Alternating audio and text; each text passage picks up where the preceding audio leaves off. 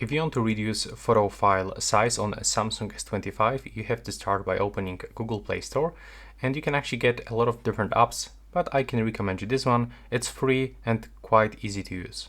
So after downloading, just open this application, click to select images. Let's do this, for example, with this one.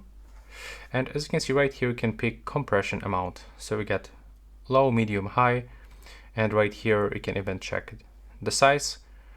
There's the quick compress, but you can also go into file styles. There we go. And right here we can also change it. And in this place we can also find the manual adjustment. So if I want to lower for this size, I have to click save. Wow, co to jest? Zgadnij. Wygląda jak skrzynka z narzędziami. And right now you will get some ads because it's free application, but in my opinion it's worth to actually wait for this few seconds.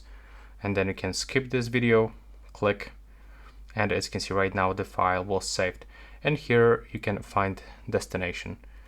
Probably it will also appear in the gallery at the first place. Let's find out. Yeah, as you can see, it appears right here with reduce photo size. Let's go for some details. There we go. As you can see, that's how you can lower photo size.